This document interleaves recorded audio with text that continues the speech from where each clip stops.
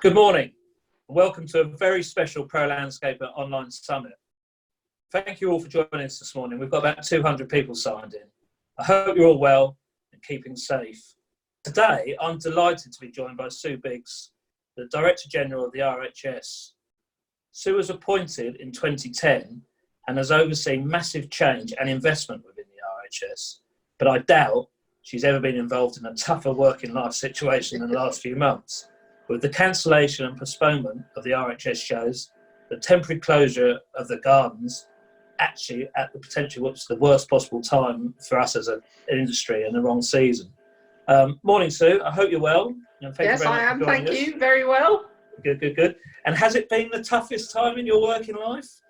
Without a doubt. I did think, coming from the travel industry where we had, 9/11 and tsunamis and all these other terrible things happening, I thought I'd sort of seen it all. But no, this brings a whole new meaning to crisis management. I guess a lot of people say when how tough it is, they say, well, lucky you're not in the travel industry. And I guess lucky you're not still in the travel industry. Well, I am from that point of view, particularly. You wouldn't want to be in the cruise industry at the moment, would No. you? But I think we have our own challenges that are, at least for some parts of the industry, just as potentially devastating as the airlines and the cruise lines and the tour operators are finding on the travel side. Yeah. And I'm particularly thinking of the nurseries. Tough time for them. So it's okay. So we'll go through three sort of parts of it if we can today, and just look at the impact that the coronavirus has had on you over the last couple of months and the RHS and what's happened. Then let's have a look at, hopefully, when we get a bit of respite, and what the rest of 2020 looks like. And then I think a lot of the questions that have come into us is more about, so what does 2021 look like, and how do the people at Chelsea do it? So just talk about the devastation, how you had to make the decisions you had to make. I guess it was a no-brainer in the end, really, that they were done. It is now, in hindsight, it's a no-brainer. At the time, it didn't feel quite that clear-cut, because I think one of the things that we're really aware of is our responsibility to the industry, and we've got so many friends who've supported the charity through so many years and so many shows and Chelsea's, and people on this call I'm sure have been at 10, 20, 30 Chelsea's.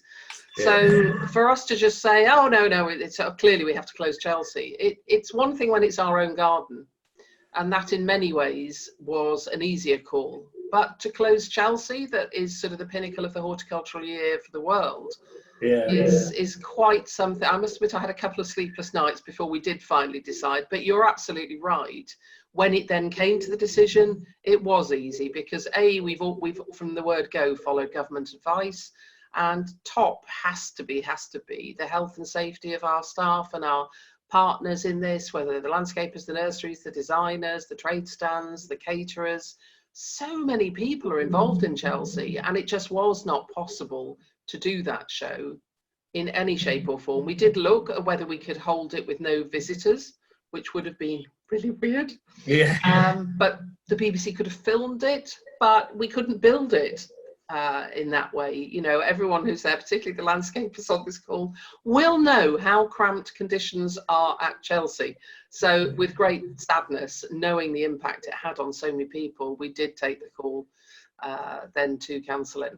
Was demographics of the visitors an element as well when you first started looking at it? Because a lot of those... Are you suggesting we have more elderly people? No, but you have such a lot of visitors, but a lot of them are... I'll have you know, our average age of our members are in their late 50s. Right, okay. So not even touched by the 60-plus category. But yes, I mean, it actually really, no, the age didn't come into it so much, because although there are older people who come to the shows, to be perfectly honest, anyone who's coming to the shows is likely to be a gardener, and gardeners are used to being outdoor and exercising and healthy. So it wasn't a major issue, really, the age. What was a major issue was the close proximity of everybody together, and the social distancing just wasn't possible. And Cardiff was the first one that had to be cancelled? Yes, although bizarrely Cardiff might have been cancelled anyway because the rain. I mean, it seems years ago now, this, but if you remember the rain and what a wet winter or end of winter we had, Cardiff was pretty waterlogged. So we were, before even coronavirus came along, we were really looking at whether we could build a show on that ground. Right. We had just decided that yes, we probably would, and put down duckboarding everywhere, trackways and stuff, but then along came coronavirus, so in the end it got wiped out anyway. And I guess the impact that you've had on your staff as well, because the whole year builds up to this sort of period of the shows and everything like that. How have they dealt with it and felt about it? It's really tough because, you know, Chelsea, so many of our staff, we've got about 1,000 staff at the RHS, and in so many ways, so many people, of course the shows team wholeheartedly behind and creating Chelsea, but so many of the other teams, in fact almost all the other teams, are involved one way or another, whether it's in the marketing, in the comms of it, in the advisory for it. I mean, just the fundraising teams, just so much of the RHS is involved. So I almost felt like I'd been murdering my grandmother, to be perfectly honest, because it felt like, you know, this great big hole in the calendar was created. Yeah. So everybody was very sad at the RHS, but everybody understood too that we really had no alternative. Yeah. And I think what's really cheered people up since then is the fact that we're doing virtual Chelsea. Yeah. We'll come on to that, because that's quite an interesting point. Just financially, how much of an impact will it have on the charity, and what the charity can do? All I can say is, with lockdown hair, for the first time I've got grey hair under all this. So yeah, it's a pretty devastating hit. I mean, as you know, we're a charity, and we have to raise our funds through our membership and through our commercial activities, which is shows and catering and retail. So it is going to be a multi-million-pound loss for us. We don't exactly know how many million yet. It's going to be double figures for sure. So we'll see when the lockdown comes back. But clearly we've lost Chelsea itself, and that's our biggest single event as a money earner for the charity. So that is going to be, we will be negatively impacted. We don't get government funding like some other organisations, but I am eternally grateful for we had 526,000 members when it hit, and the massive majority of those are still members, for which I am eternally grateful, because of their continuing support, we will be able to carry on doing the scientific research, the community outreach, all of the education side, the arts side, and all of our beautiful gardens. They literally mean the world to us, our members. So it won't impact on any of the, was it £180 million investment that was planned and things like that? Do you know where you'll have to cut back? Or well, 160 million it was.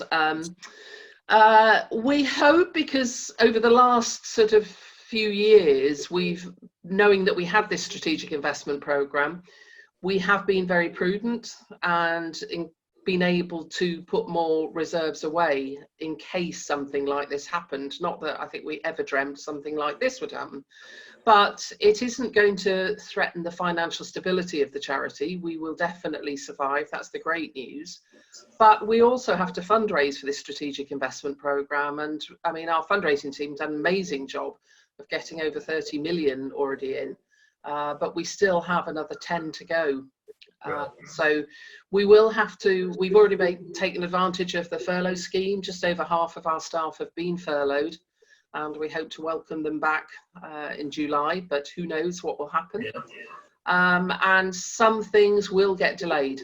Cash flow is, as everyone on this call knows, cash flow is king, and we have to make sure that we can afford everything at the right time. So we're certainly going to delay, sadly, the opening of Bridgewater, the opening of Wisley, the centre. Those will both move, one completely into next year and one a couple of months later next year. And in terms of sort of the conversation with the sponsors, I guess, going back to Chelsea a little bit, with tough calls, I guess, and what's their sort of views in terms of moving back? Is they just saying, go next year? Oh, they're amazing. I mean, M&G have just been such brilliant partners to work with, and they for virtual Chelsea are staying as part of that, and then they will continue to be the sponsor of Chelsea for next year, which is fabulous news. So really great that M&G will be there on the logos, spoken by the BBC, everywhere that you can see it. It's a great partnership. Actually, what's really great about that partnership is not only have we worked together for so long and they love Chelsea so much, but also they recognise the changing face of gardening and the power of gardening. So we're doing a lot more. M&G is supporting a lot more of our community outreach work as well now, as well as sponsoring Chelsea. So that's really great to see the changing face and the power of gardening and how people recognise it differently. Yeah. And in terms of the sponsors for the gardens and all that kind of stuff, are they locked in for 2021? How does it work with you? They're not allowed to escape? We're not allowing anybody to escape. No, we are not being that draconian. By the way, this cough is because I've been talking too much on Zoom for 7 weeks. Nothing more than that. Yeah, no. So the sponsors of the gardens, everyone who was accepted to Chelsea 2020 will automatically get a buy, if you like, into Chelsea 2021. So anybody who wants to come through, of course, we would love them all to move over. But we're in conversation with them, and some may have difficulties in moving on for another year. For example, we have taken the decision to not put the International Year of Plant Health Garden in to 2021, partly because it will no longer be the International Year of Plant Health, but also because we think that demand for the gardens, we're going to be short, and it wouldn't be right for the RHS to take up 2 spaces because the Year of Friendship Garden, the RHS Friendship Garden, will continue and be redesigned by Joe Thompson. But sadly, and it really is sad, because Adam Frost designed the most beautiful garden, and one day we will bring that back. But 2021, we need to leave space for both those who want to move over from 2020 and all the new designs that come in for 2021. So we hope there'll be plenty of space for everyone who wants to be at Chelsea 2021. It's going to be such a fabulous return. And what about the other shows then? Is it the same again then? So people that were booked in for 2020 will have options on 2021 more than other areas and the other shows? Yes. I mean, we still hope, I don't know, maybe we get more guidance this week from the government, but we're still hoping that we can run Hampton Court this year, but into September rather than July. And it would be fantastic for the whole industry to come together and welcome back. If we do, we're going to have an industry party at Hampton Court, and everybody can come to that one, that we all got through it and we're on the other side. But whether the government allows us to do it, but certainly all the planning is going ahead. All the designs and the gardens and the nurseries that were there for July, planning to be there for September. Of course, there'll be some difference to the content because just some plants that were there in July are not there in September. But I have to say, even those that we thought would not be possible are doing their damnedest to try and make sure they can hold back the plants so they can still be there in September. Yeah. So, sorry, go. With Hampton Court, moving on that then. So people are, I guess, working on it now, planning it now, everything like that. They come on board. Is it 3 weeks, 4 weeks prior to the opening of the event? So when would that decision have to be made, whether it goes ahead? Is it like the day before they meant to come on site? We're hoping that we might have some clear guidance by the end of this month. Yeah. So we would like to be able to say definitively at the end of May. But I guess it could never be 100% definitively, because as Michael Gove said yesterday, you know, if there is a hotspot that flares back up again, we will need to come down on it. And, you know, if that hotspot happened to be anywhere near Hampton Court, then we obviously would again have to follow government advice. But we remain positive and hopeful. All the planning is continuing as normal. There will be some differences at the show. I mean, apart from the plant stock, things like, because of course it's all very well, we're all gung-ho and we want to be back, that all of us I know, whether we're landscapers or nurseries or charities, we want the shows to come back. But of course, if the customers don't want to come back, then we're all in trouble again. So we will be doing a lot to make sure that social distancing, which of course is very, very easy at Hampton Court because it's such a big site, We will be changing catering so that it's only mobile catering this year, so that there's no restaurant table seated tables. So I think there are things that we can do to make customers more comfortable.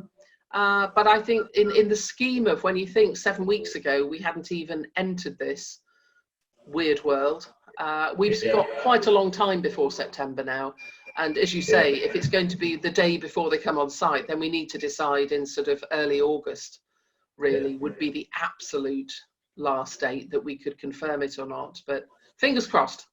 Yeah, and I guess, you know, from design and landscapers' point of view, they do a lot of prefabrication, a lot of pre-work prior to it, and I guess they start incurring costs and charges. You know, I guess with Chelsea, that's already happened to a certain degree. So the more notice they get, I guess the easier it is for them to swallow that. Just sort of focusing on, like, maybe on a couple of positives that's happened over the last 2 weeks. I understand that the traffic for the RHS website has gone ballistic, and it's unbelievable. I mean, really quite unbelievable. And I think it is, you're right, there are some wonderful things that have happened out of this. And to me, the most wonderful thing is that people have rediscovered, I mean, some of us already knew it, but the wider population have rediscovered the power of gardens and gardening and plants and being outside. So I think that has driven the fact people are more at home, has obviously been a major part of that. But our website traffic has just gone through the roof. I mean, during lockdown so far, we've had over 12 million visits. I mean, it's up over sort of 560%, I think the last percentage was. It's getting ridiculous numbers. And, you know, people want to, where it's really evident actually is people learning to garden or learning again, they'd forgotten. And that's really great to see. I mean, the most asked questions and searches are on how to make your own compost, how to get moss out of your lawn, how to sow seeds, how to grow your own of all sorts of vegetables. So all of those are fantastic signs that at last people really will treasure our gardens and value them. And we certainly hope out of this, more news on it later for Chelsea 21, but we really hope government, local government planners listen to the importance of gardens and landscaping and not just building houses on their own. So we will certainly be pushing for much more on front gardens, back gardens, balconies, really making sure that our country learns from this terrible experience. Fantastic. Just the last thing before we sort of move on to the, how are the BBC in all of this as well, in terms of scheduling and conversations you had with them? They're just amazing, brilliant. So the programming is going on pretty much as normal, as if we had Chelsea. So Monty Don, Joe Swift, Sophie Rayworth, Adam Frost, Carol Klein, Nikki Chapman, all their sort of regulars are going to be doing both daytime and evening television shows on BBC One and BBC Two. So it's normal amounts of coverage. There will be showing, obviously, compilations and highlights from previous year's Chelsea, but also new programmes of discussions over various topics. So we'll leave them to announce what those are going to be. But I think it will be really interesting. I don't know whether Monty Don is going to turn into Gary Lineker and do that sort of a thing. I don't know. But I think it will be really great. And the bit I love about it most is that there's going to be a People's Choice public vote for the best garden of the decade. And is that a previous People's Choice as winners, or is that of every single garden that's... Well, you'll have to wait and see, won't you? And just go back on that then. So who's going to be driving the content? Where are the ideas and the BBC saying this is what we should do, or how? It's a combination. I mean, as it happens, because the BBC are doing sort of the terrestrial television, we're doing the online stuff. So we're liaising with each other to make sure there's no clash. So everybody is sort of really picking up different suggestions, ideas. So it's teamwork in action. It's great. And in terms of, will it still be primetime TV? Will it still be the 8 o'clock slot? Or hang on, I shall tell you exactly, but I can't remember. So starts on Sunday the 17th of May and is also on Sunday the 24th of May, 2 one-hour slots. Then Monday to Friday, there's daily 45 minutes in the daytime and 1 hour in the evening. So that's usual. And I have to tell you, I just had a text from my comms team to say you're using last Thursday's stats on the pages over the weekend. It's unbelievable. It's gone at 22 million page hits since lockdown began. So people are out there gardening. Yeah. So I guess one of the questions that I all think about that is, how do we make it more consistent? How do we make sure that it's not just during lockdown? How do we, really, really drive home the advantage we're having in terms of the value of people in their gardens at the moment? And what can the industry do as a whole now to really sort of, because, we don't want to just go back to normal. Everyone's sort of thinking your traffic price down. And what more is there, do you think, for us to do? Well, we certainly started something called Grow at Home on our website, and that really has helped. And I would really encourage everybody to put anything they can on. This is not a time for anybody to be precious about, oh, it's just ours or it's just yours. We all need to get people gardening more and carrying this on through there. And I know there are lots of people on their own websites that, if it's done one thing, actually, it has forced us all to learn how to make films, to learn how to put things online, to talk to our customers direct. And that will be great for the industry going forward. And, if we can drive that and help from the RHS, that's going to benefit every nursery, every landscaper, every garden designer. If we get more and more of Britain's people gardening, it really, as you probably know, that's our charitable remit, is to inspire people to grow. We want everyone to grow and then help make Britain a much greener and more beautiful place. And in terms of, I guess, the property developers and the government and the local government, as you talk about, how about them? How do we get that message to them that this is really, really important? There was definitely a sort of movement, isn't there? And there is definitely, I guess, how do we accelerate that and how do we make it more consistent throughout? Well, I think through Ornamental Horticultural Roundtable Group, the industry group, we have already made great representations to DEFRA on everything that we need to get the nursery trade both back into business through the garden centres, but also with a stock compensation scheme. We will then, because if they don't do something about that in the next 2 or 3 weeks, these poor major nurseries, I think the specialist nurseries have adapted really well, but the major nurseries really need help from the government. After that, I think as a concerted effort, we will certainly, both through the RHS and through Ornamental Roundtable Group, be going after department, communities, and really making sure that everything that we do has to be aimed at not letting this go down and really making a fundamental, to me, this is a seminal step change moment for the importance of gardening. We could never have had we would never have been able to test it like this, but this has shown it for people's physical health, their mental health, for communities being able to come out onto their front doorstep and see each other across the front garden. We've really got to make sure this goes, but I think it will be the industry coming together that will be how government will listen to us.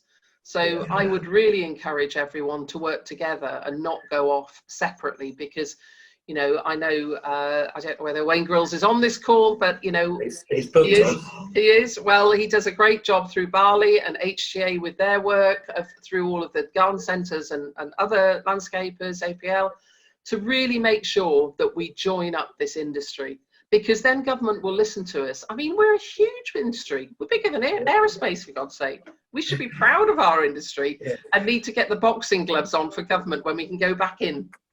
It's lovely to hear that. And I think people that are in it definitely are and have that passion and that drive. It's just trying to make that message spread. And I guess a lot of the reasons that they've kept parks open and the reason that they're telling people to go out for a walk in the fresh air is all about, the mental health and the wellness of us as people and how being in a nice green environment helps that. And I guess that's just what we need to drive, isn't it? It's like, it's fantastic for the planet, it's fantastic for our breathing, it's fantastic for us as people. And it's a good British industry to be involved in. Well, it couldn't be more British, could it? I mean, we're renowned. We're a nation of gardeners. We've got the best gardens in the world. We've got the most amazing national parks in the world. You know, we have to make a benefit of this, because a lot of the strength of the horticulture industry is because of tourism. And if tourism is going to continue to be a strength, then, you know, we are renowned for our landscapes. And by that, I mean natural landscapes and created landscapes. You look at how the landscape of the Olympics, say, the London Olympics, that went round the world, that beautiful landscape, just as much as the sport of the Olympics did. So I think we will certainly be onto all elements of government, whether that's tourism, whether it's communities, whether it's planning, whether it's DEFRA, because for people, for plants, for the environment, for the planet, you could not have anything better than gardening. So it really is time they need to take us seriously. Otherwise, we will all march on the House of Commons when we can. Excellent. Let's move on to the rest of 2020 then, in terms of, you know, I guess Hampton Court is the big opportunity, all things being well.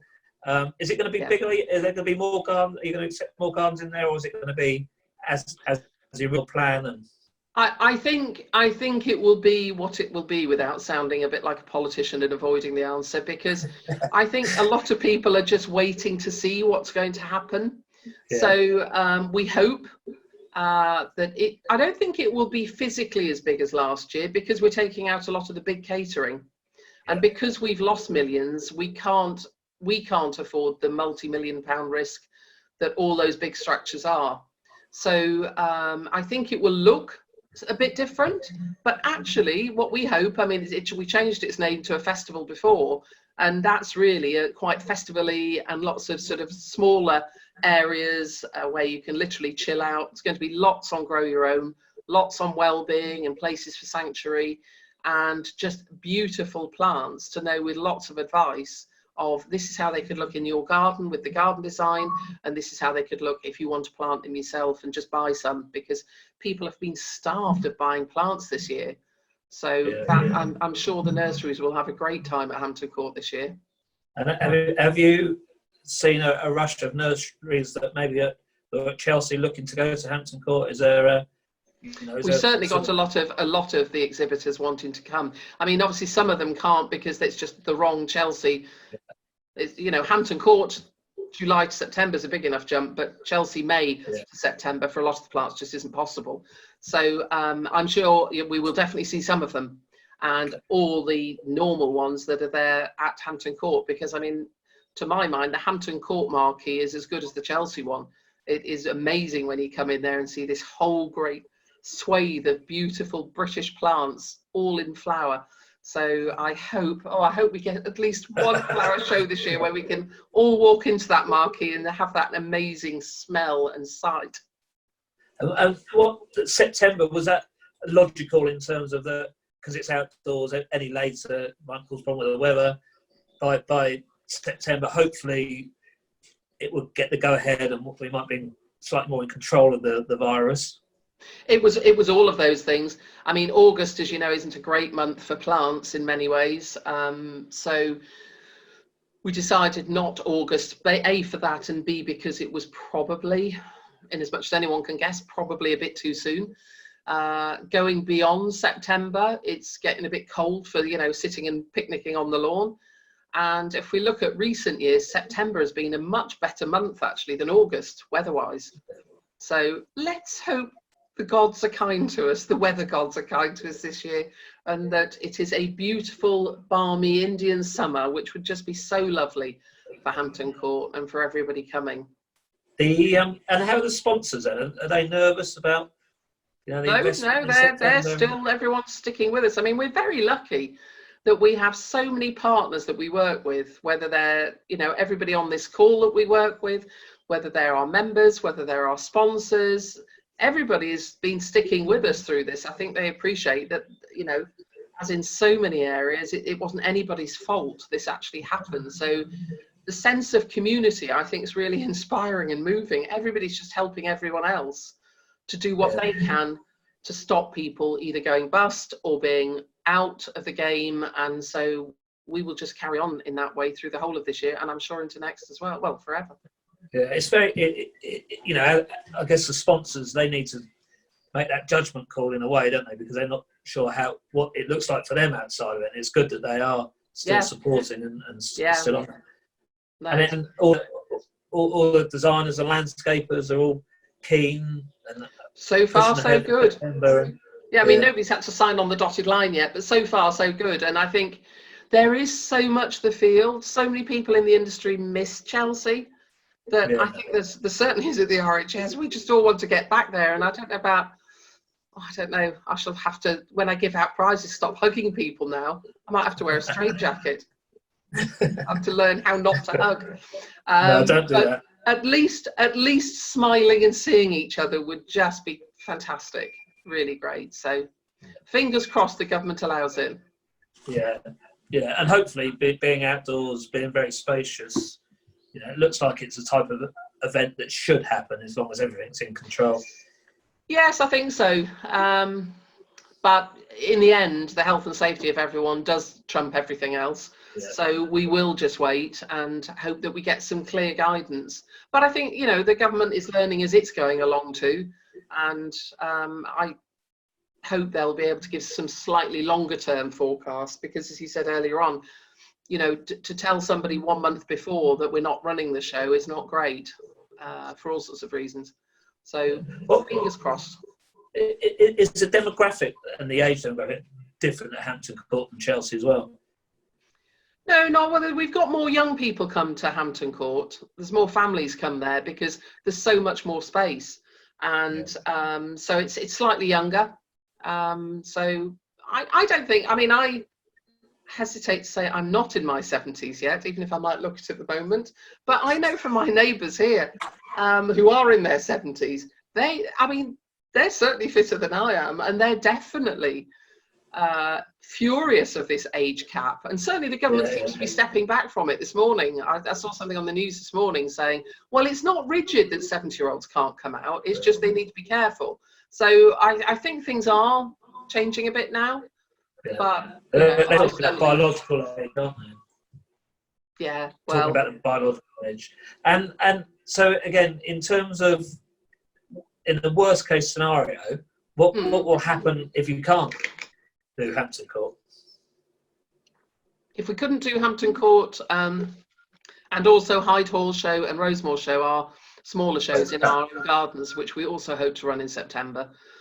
If we couldn't run those, it would just be the sadness of, I suspect we would probably, subject to 2 weeks' time, if it's not a complete disaster, we might try a virtual Hampton Court as well. But we'll see how virtual Chelsea works first. It's a bit of a mad idea to try and deliver in the space of 4 or 5 weeks. But so I think that probably would happen. We'd certainly hope to be able to do that. And then we would literally just have to admit defeat to the virus this year and move on. But I think that won't change the fact that people want to keep growing.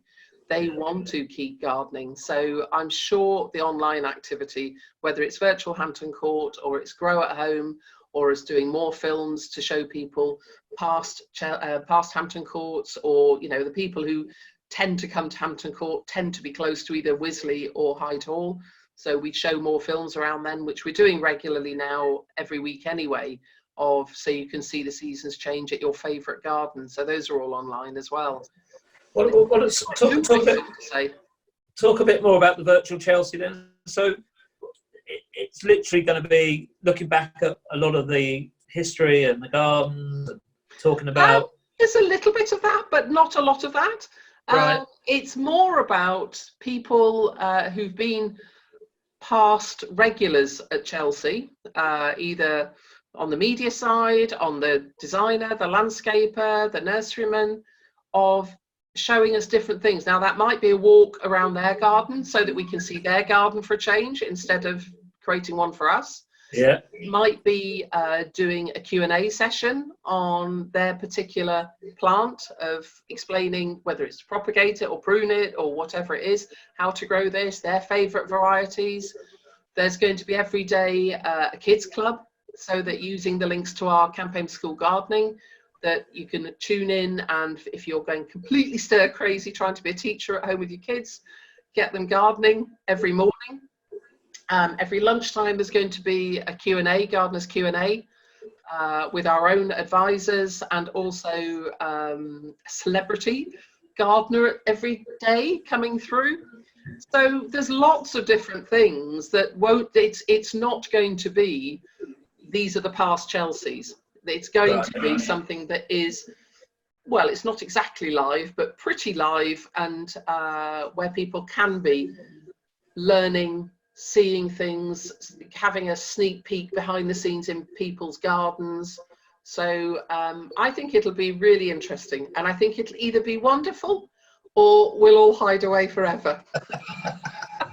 and the link be with wonderful. the one show? The link with the one show? Oh, yeah. Really good publicity, fantastic, well done on that. And I hope we get loads of entrants for that, because, you know, we all know when times are tough, for whatever reason, at the moment, yes, the virus, but, you know, all through this virus, there are people getting sick, or people close to them have died from other things, you know, or they're going through a rough time for other reasons. And it's really great that people have got their garden to give them that sanctuary. So I really hope people send us not only the photographs, but also tell us why they love their garden, why it means so much to them.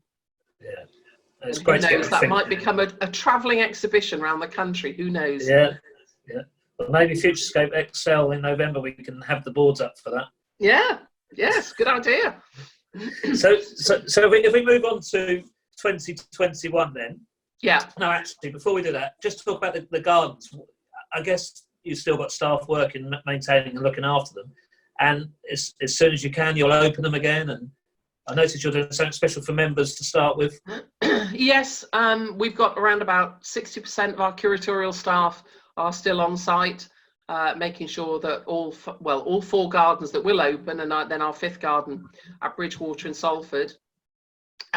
So they're there keeping it safe, and I think they've got really torn feelings, because they miss all the visitors being there and all of us being there, but they're loving the fact that they've got these acres and acres all to themselves. So like everything in this, it's sort of pros and cons. So that's where we are on our staff in the gardens. We've also got at Wisley, as you probably know, we've got the Centre for Horticultural Science and Learning being built. The building itself is virtually finished. So Landform are on site on doing the landscaping there, and up at Bridgewater, again, building is almost finished, and landscaping and work in the wall gardens going on there. So it is slow, but it is slower, inevitably, with social distancing, with all the measures we need to do. Some things have not been able to happen, either because the supply chain has dried up from overseas, or just doing things like, before the clarification came through, trying to put in big trees, you know, how you could do that with social distancing. So it's been a challenge, but we're eternally grateful to our landscapers and to our builders and to our curatorial teams, who've been amazing. Do you know, I haven't heard of one argument, one spat. Everybody, the sense of community to make sure we're all going to work this. It's the real sort of blitz spirit of people determined to get through this. And I'll never be able to thank everybody for being so understanding, whether it's about the closure of the shows or the delays to works in the gardens or the closures of the gardens. It's honestly a huge thank you from me to everyone. It's been amazing how everyone's working together. Well done. Let's look at the excitement now. Then let's 2021. Let's have a, what's going to be the focus of the RHS?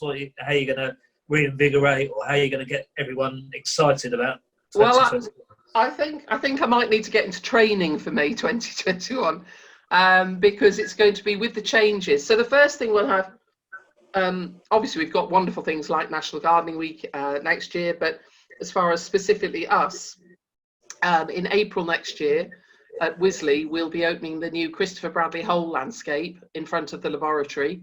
So that's going to be amazing to have that people will finally be able to see the whole laboratory, the lovely old red brick building that had some rather, without wishing to sound Prince Charles-like, rather unattractive carbuncles added on the side. So those have already been demolished. I can't believe I missed that. I was waiting to see that come down and wasn't able to be there, in self-isolation here. But that's all coming down. So Christopher's Landscape is going to be started fairly soon, and that will open April next year. Then in May, we have an amazing month that will be a celebration of everything that is brilliant about British horticulture and design and landscaping, because at the beginning, we've got Bridgewater. So Bridgewater is going to open on the 11th of May next year. Come what may, it is going to open on the 11th of May next year. So that's going to be wonderful, as if that wasn't wonderful enough, which has been the largest gardening project in Europe and is just so special. It is a magical place. So that'll be open early May. And then, of course, 2 weeks later, we've got Chelsea, which is going to be the best, most wonderful Chelsea ever. Everyone will just be so pleased to see each other. And I know the BBC are missing it. We're all missing it. You're all missing it. So we'll all come back together again for a really fabulous Chelsea. But that for me, that month of May will be British horticulture at its proudest. And then in June, we've got a fantastic month in June up in Wisley, where we'll open not only the building, the Centre for National Science, Horticultural Science and Learning, but also the 3 fantastic gardens around it. So 2 of them will definitely be open, which will be the Wildlife and the Wellbeing Garden, where Landform are already working on the landforming, funnily enough, and then the World Food Gardens. So Matt Keatley has done the Wellbeing Garden, Anne-Marie Powell has done the 2 behind of the Wildlife and World Food. We're just looking to see when the food can be opened, because that currently is the turning circle for lorries, which makes it a bit hard to build a garden while they're doing that still.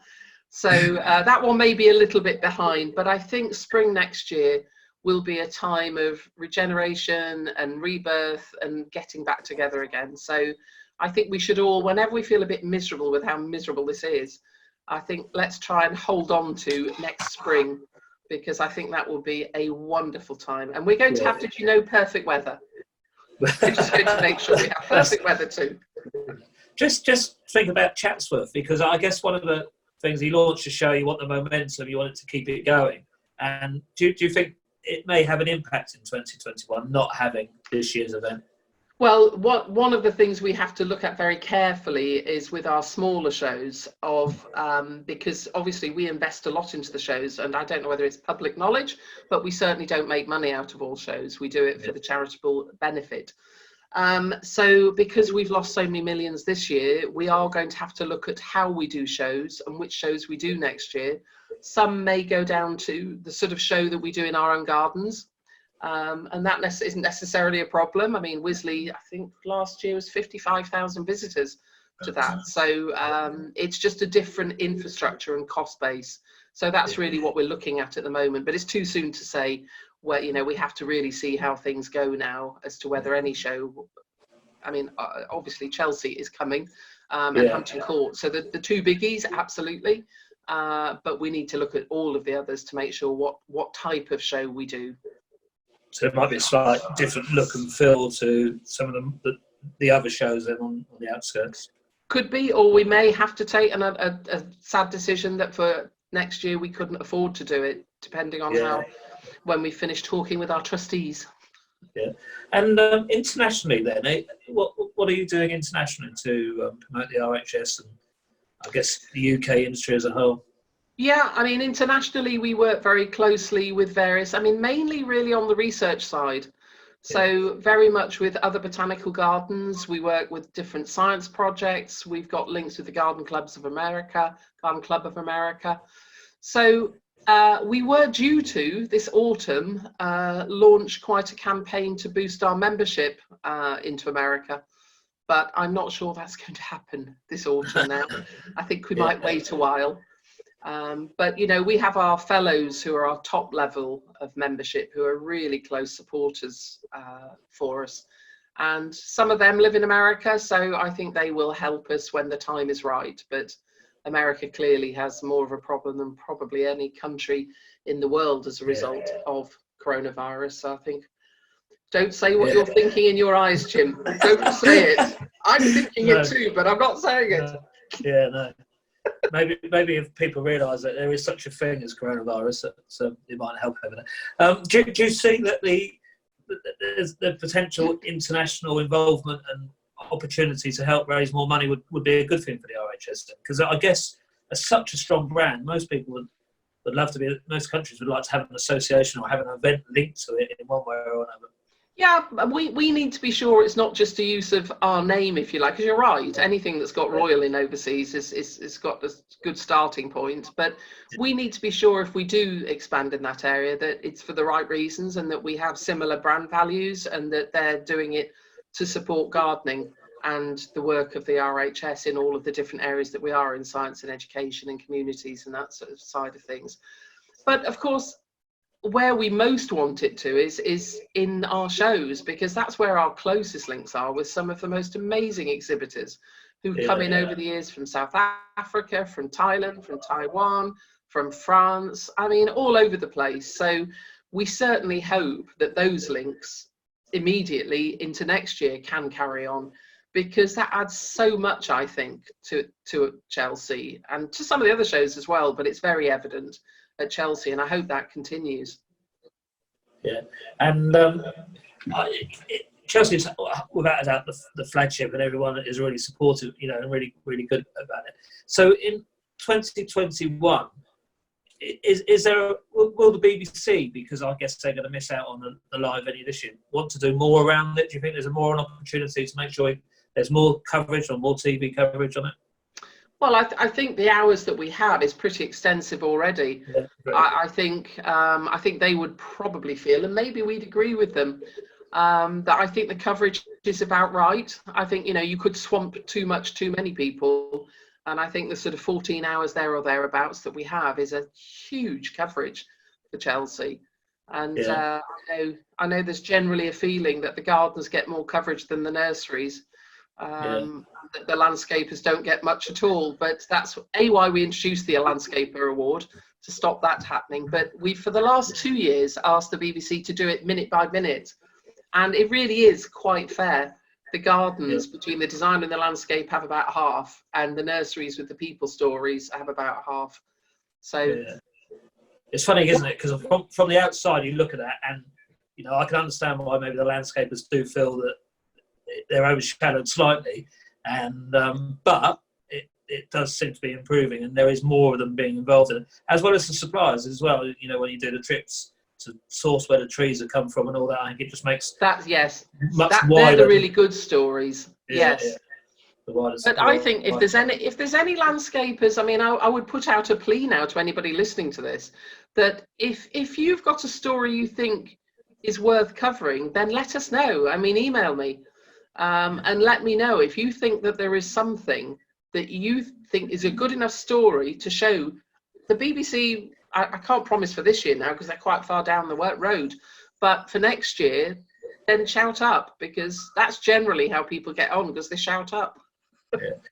And there's just a question that's just coming here about the virtual one is quite good for the carbon and the planet. And it made me sort of think about the reallocation of gardens. I hear some of the plants and some of the shows, some of the gardens that were meant to be built at Chelsea this year are going to go direct to that they're going to be relocated to. Is that something that the RHS promotes and pushes? Yes, absolutely. I mean, Tom Massey, I think, has probably been at the forefront of that, of moving his garden. All of those plants are going to, I think, are all going to NHS, but certainly all to hospitals. And I think Robert Myers with his, I mean, God, who would have foretold doing a Florence Nightingale Florence Nightingale garden this year? Who would have foretold that? So, I mean, his was both of them beautiful gardens. And I think his are all being relocated. I think he's looking at where those get relocated. Certainly from ours, with our two, those are going to a combination of NHS and also some are going to Wisley.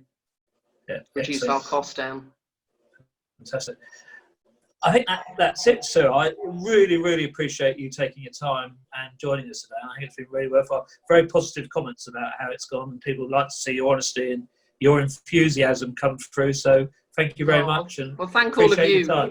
I'm never quite sure where to look at the camera, but anyway, not at you, Jim, because then I go sideways. But anyway, to all of you, thank you for listening and all that. But best of luck and stay safe. Thank you, Sue. And thank you for everyone listening. See you again next Monday. Thank you. Bye. Bye-bye. Bye-bye.